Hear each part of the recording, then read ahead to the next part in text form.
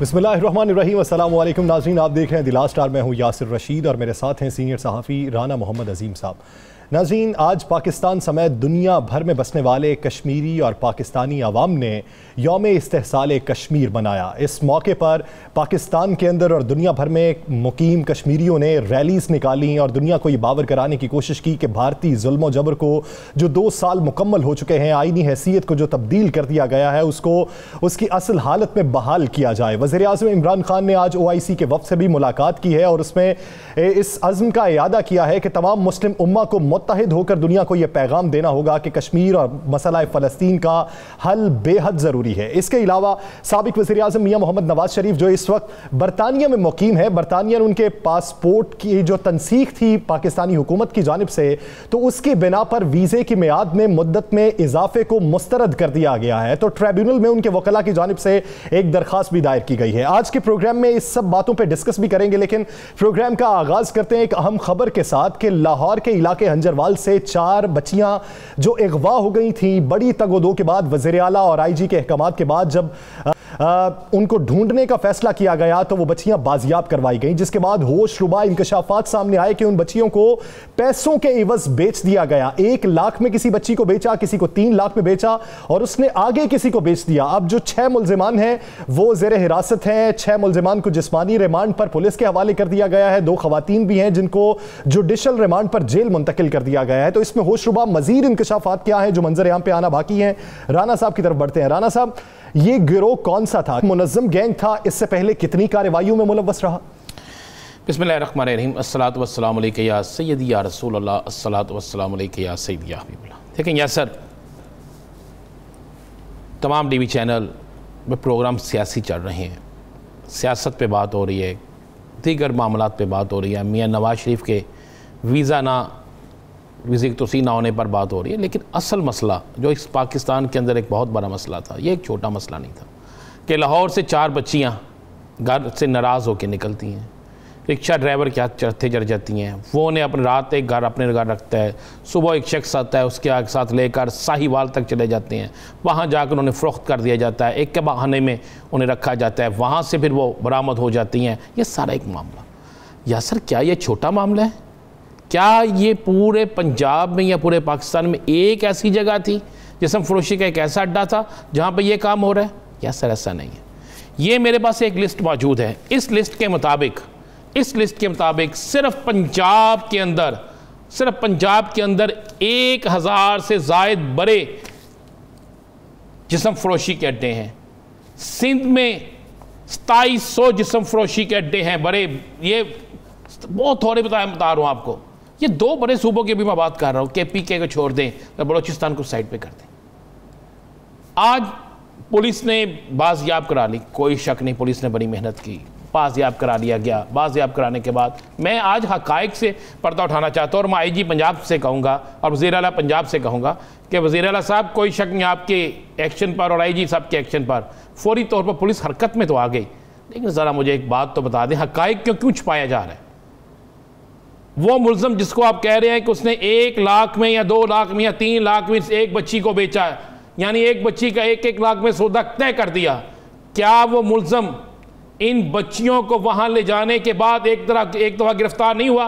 मैं उस मुल्ज़म की तस्वीर दिखा देता हूँ। ये हमारी स्क्रीन पे तस्वीर है उस मुल्ज़म की। मैं चाहूँगा प्रोड्यूसर साहब वो तस्वीर दिखाएं। ये है शहजाद, उस शहजाद की तस्वीर दिखाएं जी जो पकड़ा गया है। ये मुल्ज़म क्या होता है यासर? मैं ये पुलिस की, ये है मुल्ज़म शहजाद जिसने उस्मानी कलर के कपड़े पहने। अब मैं पुलिस के मुताबिक, जो पुलिस अपनी आज प्रेस कॉन्फ्रेंस करती है उसमें वो कहती है जी कि हंजरवाल से ये लड़कियां जो है ये अगवा हुई, 5 मुल्ज़मान को गिरफ्तार कर लिया गया, फला फला फला। ये एक प्रेस रिलीज़ है जो एक बड़ी लंबी चौड़ी दी जाती है। अब आते हैं इसकी तरफ कि होता क्या है, असल कहानी क्या है।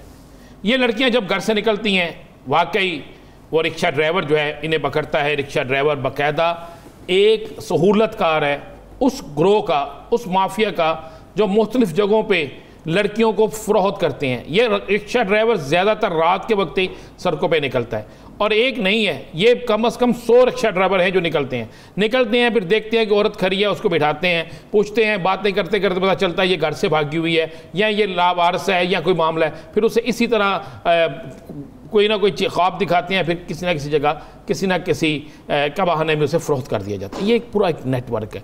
और पुलिस को भी इसका पता है। पुलिस को किस तरह बताया सर? मैं वो इंकशाफात सामने लाने लगा हूँ जो इससे पहले जो ना सामने लाए गए हैं, ना कोई बताएगा, ना इन इंकशाफात पे बात हुई है। अब वो शहजाद जिसके मुतल्लिक ये आ रहा है कि जनाब शहजाद ने ये बेचा, ये है शहजाद। अब ये शहजाद जो है, इस पर एक FIR दर्ज होती है यासर, इस पर FIR दर्ज होती है थाना साहिवाल में। और ये FIR नंबर जो है FIR ये जो FIR है, इसमें मोहम्मद जफर SI FIR दर्ज करते हैं और FIR का नंबर जो है वो है 66921।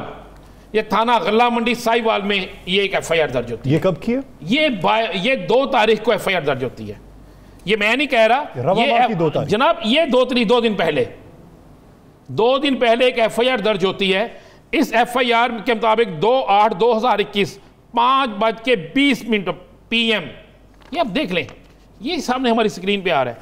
इसमें ये कहते हैं ASI मोहम्मद जफर, इसको जिसने भी FIR लिखाई, कमाल इसका बेड़ा गर्क किया। ये कहता है कि जनाब हम गश्त पे थे और इस दौरान इसका ड्राइवर जो है मोहम्मद आसम DC 268 है, पुलिस रात पर मौजूद एक मुखबर शख्स ने आकर इतला दी, जिस पर यह पुलिस वहाँ पे छापा मारती है। ये मैं नहीं कह रहा, ये पुलिस के डॉक्यूमेंट्स कह रही हैं, मैं नहीं कह रहा। पुलिस जब छापा मारती है तो वहाँ से जो लोग पकड़े जाते हैं उसमें है एक ये कहते हैं पुलिस के बकौल घर में मौजूद नायिका और मुसम्मी शहजाद वल्द शबीर हुसैन, वो शहजाद जो बच्चियों को अगवा करके फरोख्त करता है, जिसने आगे फरोख्त किया, मोहम्मद शहजाद वल्द शबीर हुसैन। ये FIR कहती है कि ये 2 तारीख को पकड़ा जाता है। बच्चियां किस दिन उसी घर से, या सर वो स्क्रीन पे हम घर भी दिखा देते हैं, वो घर जिसमें ये बच्चियां रखी गई हैं, ये है वो घर, ये वाइट जिसमें आपको रंगों रंग नजर आ रहा है, ये वो घर है जो कबाखाना था। ये पुलिस को पता था, पुलिस की मर्जी के बगैर कभी ये चीजें नहीं हो सकती। ये साहिवाल में बना कबाखाना जो है, इसमें जनाब पुलिस रेड करती है। रेड उस वक्त हमेशा इन जगहों पे होता है जब ये मामला तय नहीं ना होते। जब मामला आपस में तय ना हो तो फिर रेड होता है।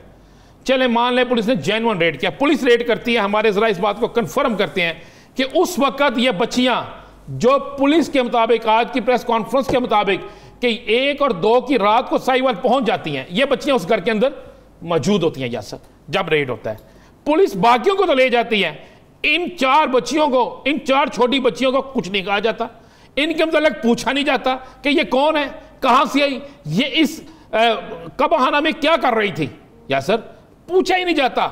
उसके बाद क्या होता है?